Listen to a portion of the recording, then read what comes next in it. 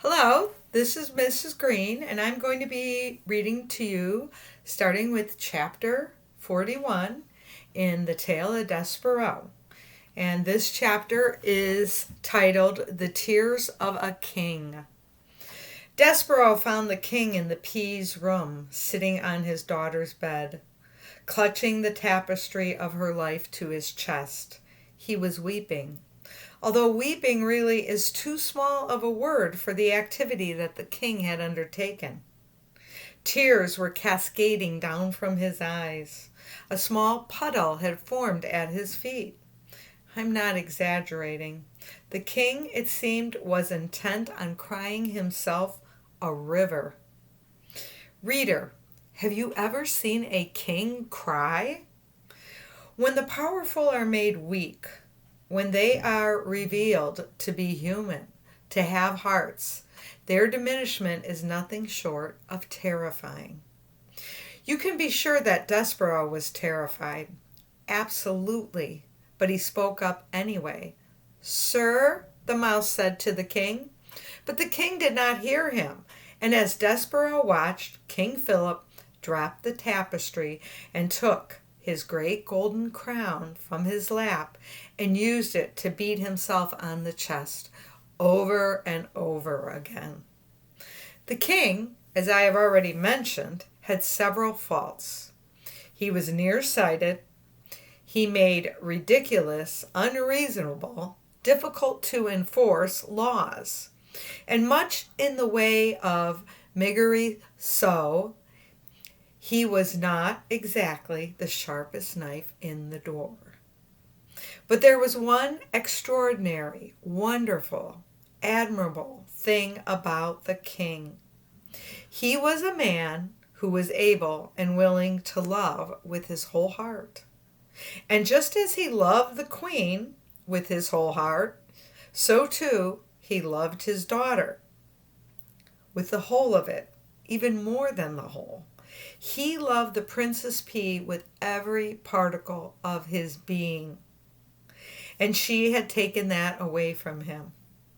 But what Despereaux had come to say to the king had to be said. So he tried again. "Excuse me," he said. He wasn't certain, really, how a mouse should address a king. "Sir" did not seem like a big enough word. Despereaux thought about it for a long moment. He cleared his throat. He spoke as loudly as he was capable of speaking. "Excuse me, most very honored head person." King Philip stopped beating his crown against his chest, and he looked around the room. "Down here, most very honored head person," said Despereaux. The king, tears still falling from his eyes, looked at the floor. He squinted. "Is that a bug speaking to me?" he said. "No," said Despereaux. "I am a mouse. We met before." "A mouse?" bellowed the king. "A mouse is but one step removed from a rat." "Sir," said Despereaux, "most very honored head person, please, you have to listen to me. This is important. I know where your daughter is." "You do?" said the king. He sniffed. He blew his nose on his royal cloak. "Where?" he said, and as he bent over to look more closely at Despereaux, 1 tear, 2 tears, 3 enormous king-sized tears fell with an audible plop onto Despereaux's head and rolled down his back, washing away the white of the flower and revealing his own brown fur. "Sir, most very honored head person, sir," he said, Despereaux, as he wiped the king's tears out of his own eyes, "she's in the dungeon."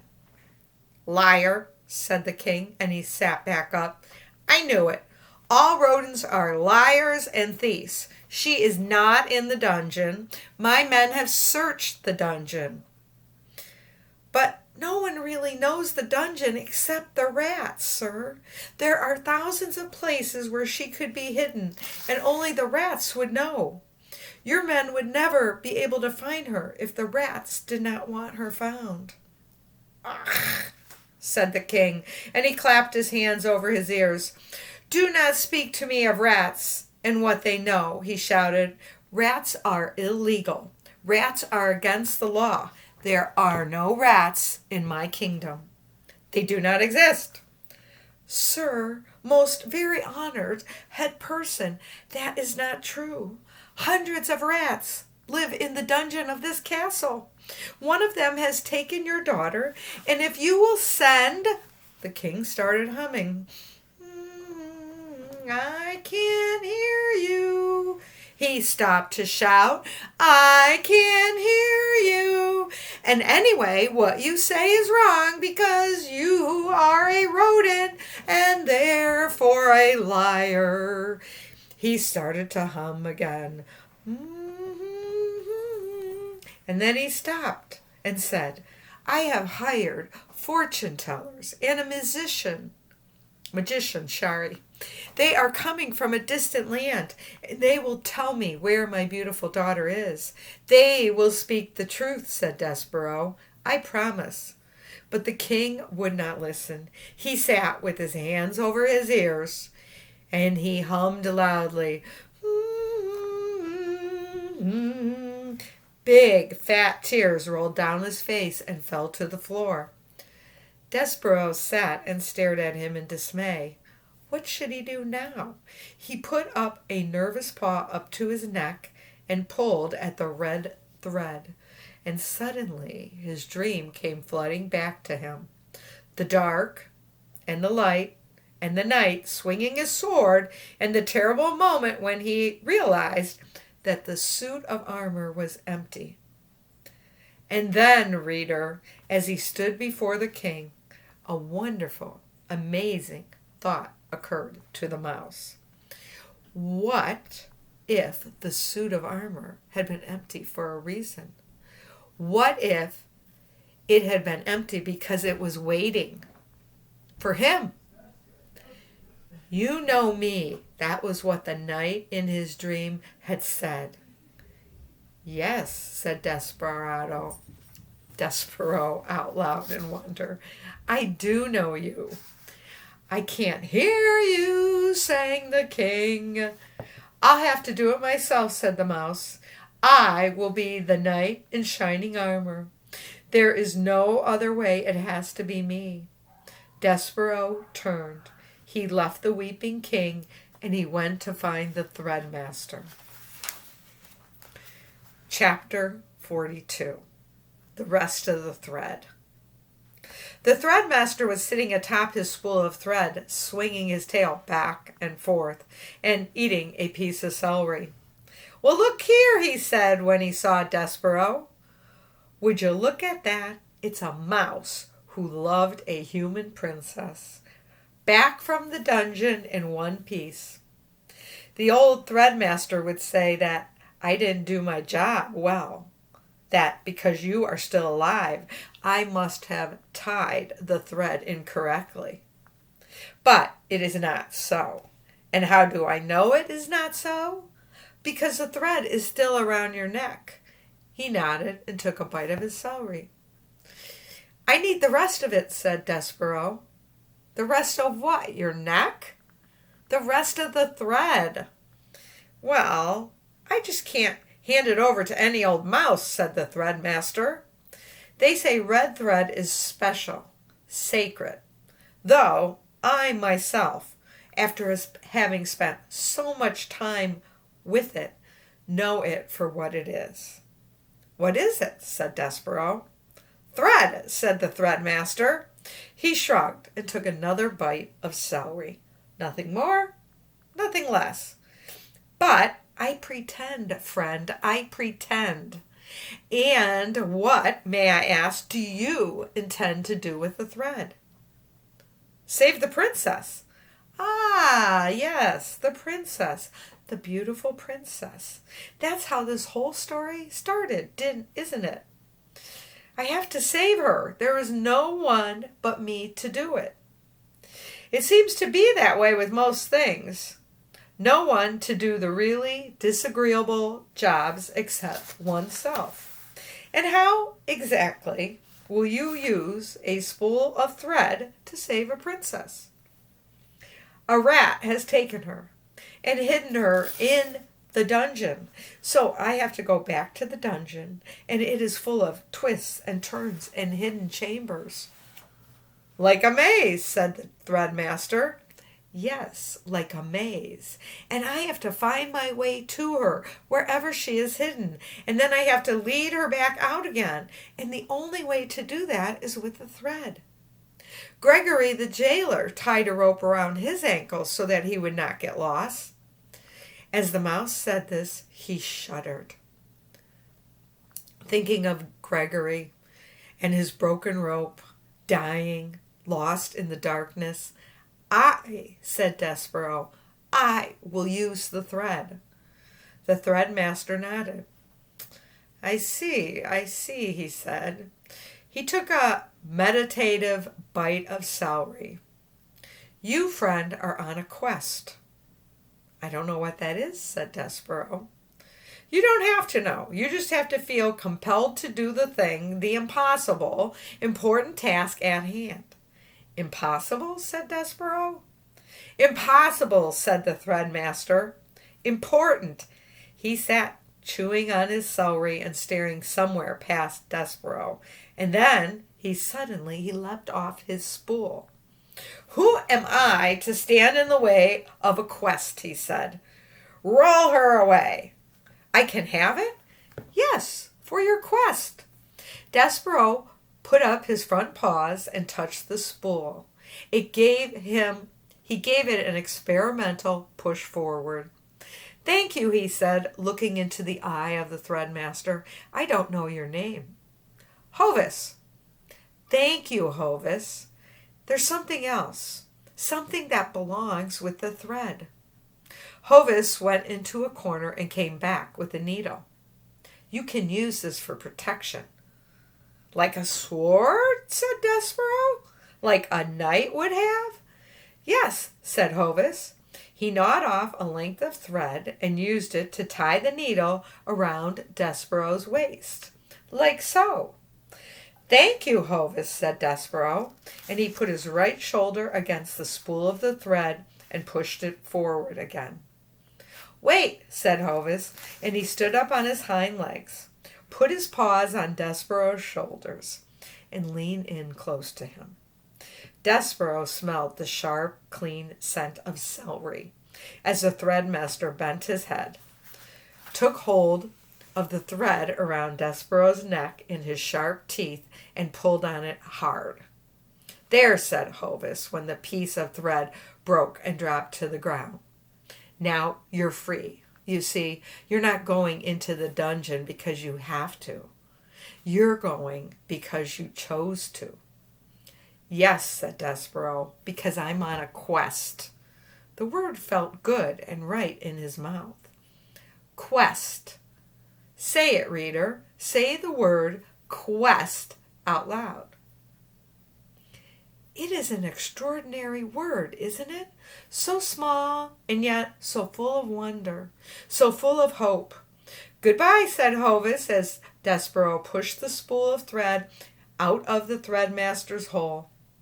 I have never known a mouse who has made it out of the dungeon only to go back in again. Goodbye, friend. Goodbye, mouse among mice. And here's the picture. It says, you see, you're not going into the dungeon because you have to. You're going in because you chose to. And that's our picture. Chapter 43. What cook was stirring? That night, Despereaux rolled the thread from the threadmaster's lair among innumerable hallways and down 3 flights of stairs. Reader, allow me to put this in perspective for you. Your average house mouse, or castle mouse, if you will, weighs somewhere in the neighborhood of 4 ounces. Despereaux, as you well know, was in no way average. In fact, he was so incredibly small that he weighed about half of what an average mouse weighs. 2 ounces. That is all. Think about it. He was nothing but 2 ounces of mouse pushing a spool of thread that weighed almost as much as he did. Honestly, reader, what do you think the chances are of such a small mouse succeeding in his quest?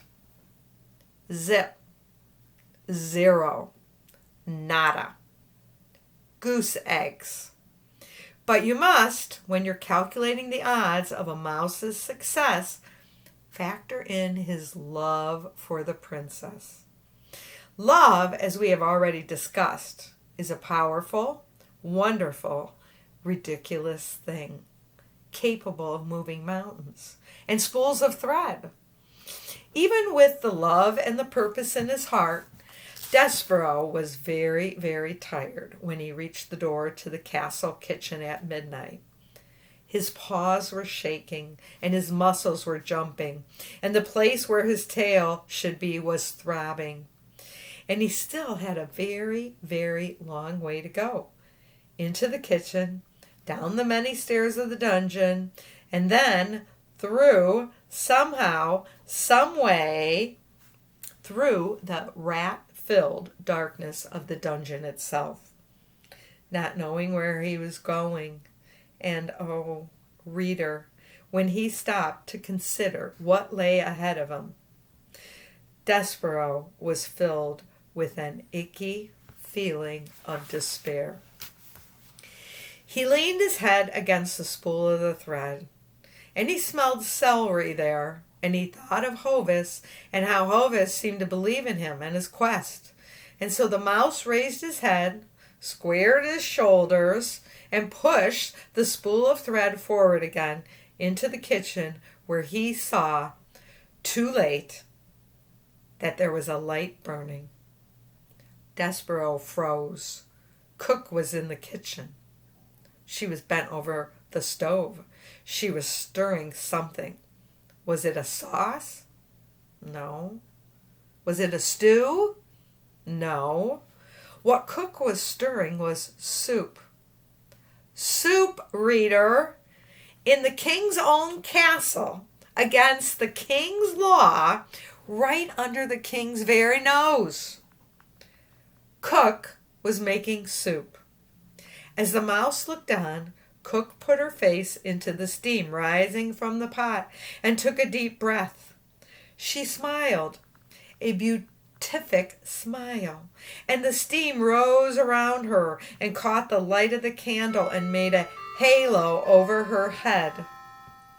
Despereaux knew how Cook felt about mice in her kitchen. He remembered quite clearly her instructions to Mig regarding himself. Kill him. The only good mouse is a dead mouse. But he had to go through Cook's kitchen to get to the dungeon door, and he had no time to waste.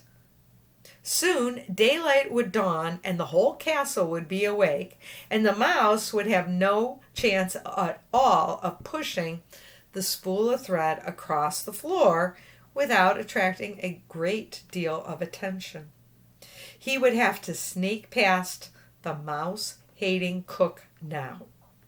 And so, screwing his courage to the sticking place, Despereaux leaned against the spool of thread and sent it rolling across the floor. Cook turned from the stove, a dripping spoon in her hand and a frightened look on her face, and shouted, "Who's there?" Chapter 44. Whose ears are those? "Who's there?" shouted Cook again. Despereaux wisely said nothing. The kitchen was silent. Said Cook. "Nothing. It's nothing at all. Just my nervous Nellie ears playing tricks on me." "You're an old fool," she said to herself as she turned back to the stove. You're just an old fool afraid of being caught making soup. Despereaux slumped against the spool of thread. And as he leaned there, his heart pounding, his paws shaking, a small, wonderful something occurred.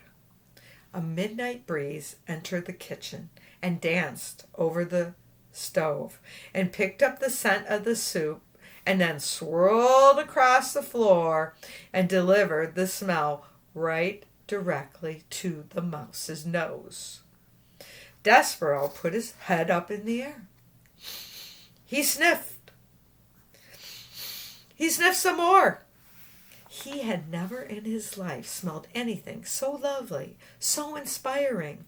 With each sniff he took, he felt himself growing stronger, braver. Cook leaned in close to the kettle and put the spoon in and took the spoon out and blew upon the spoon and then brought it to her lips and sipped and swallowed. She said. She took another sip. Missing something, she said. Maybe salt, a little more salt. She put the spoon down, took up an enormous salt shaker, and sprinkled salt into the kettle. And Despereaux, feeling emboldened by the smell of the soup, again set to work, pushing the spool of thread. Quickly, he said to himself, rolling the spool across the floor. Do it quickly. Do not think, just push. Cook whirled, salt shaker in her hand, and shouted, Who goes there? Despereaux stopped pushing. He hid behind the spool of thread as Cook took the candle from the stove and held it up high. She said. The candlelight came closer and closer. What's this? The light came to rest directly on Despereaux's big ears sticking up from behind the spool of thread. Oh, said Cook, whose ears are those? And the light from the candle then shone full in Despereaux's face.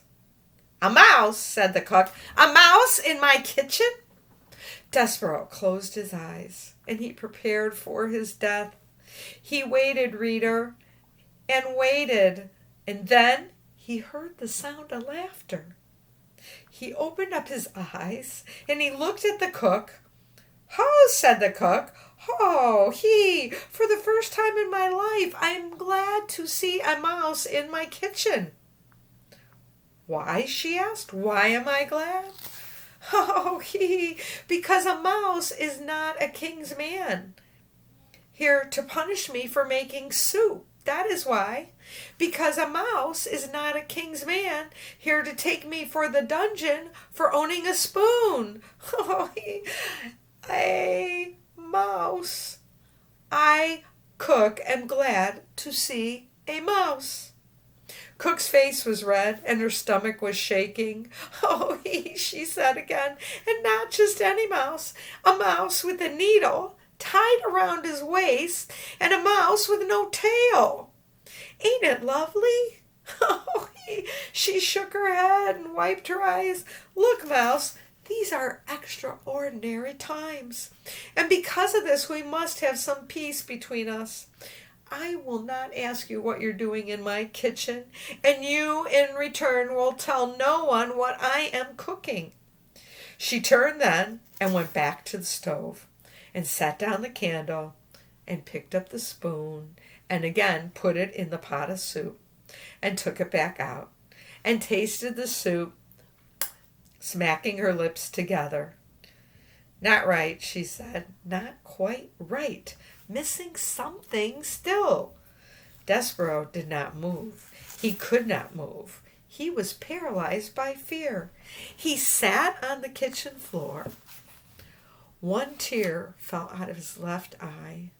He had expected Cook to kill him. Instead, reader, she laughed at him. And he was surprised at how much her laughter hurt. Chapter 45, Some Soup. Cook stirred the soup and then put the spoon down, held up the candle, and looked over at Despereaux. "What are you waiting for?" she said. "Go, go, go! There will never be another opportunity for a mouse to escape from my kitchen unharmed." The smell of soup again wafted in Despereaux's direction. He put his nose up in the air. His whiskers trembled. "Yes," said the cook, "that is soup you are smelling. The princess, not that you would know or care, is missing. God bless her good-hearted self. And times are terrible. And when times are terrible, soup is the answer." "Don't it smell like the answer?" "Yes," said Despereaux. He nodded. Cook turned away from him. She put the candle down and picked up her spoon and started to stir. "Oh," she said, "these are dark days." She shook her head. "And I'm kidding myself. There ain't no point in making soup unless others eat it. Soup needs another mouth to taste it, another heart to be warmed by it." She stopped stirring. She turned and looked at Despereaux. "Mouse," said the cook, "would you like some soup?" And then, without waiting for an answer, she took a saucer and she spooned some soup into it and set it on the kitchen floor. "Come closer," she said. "I don't aim to hurt you, I promise." Despereaux sniffed. The soup smelled wonderful, incredible. Keeping one eye on the cook, he stepped out from behind the spool of thread and crept closer. "Go on," said Cook. "Taste it." Despereaux stepped onto the saucer. Soup covered his paws. He bent his head to the hot broth. He sipped. Oh, it was lovely. Garlic and chicken and watercress, the same soup that Cook had made the day the Queen died. "How is it?" said Cook anxiously. "Wonderful," said Despereaux. "Too much garlic?" said the cook, wringing her fat hands. "No," said Despereaux, "it's perfect." Cook smiled. "See," she said, "there ain't a body, be it mouse or man, that ain't made better by a little soup." Despereaux bent his head and sipped again, and Cook stood over him and smiled, saying, "It don't need a thing, then. Is that what you're saying?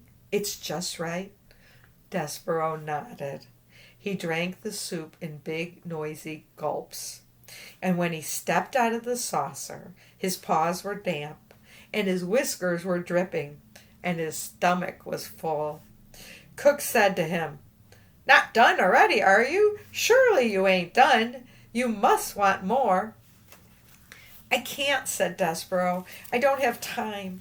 I'm on my way to the dungeon to save the princess." The cook laughed. "You, a mouse, are going to save the princess?" "Yes," said Despereaux. "I'm on a quest." "Well, don't let me stand in your way."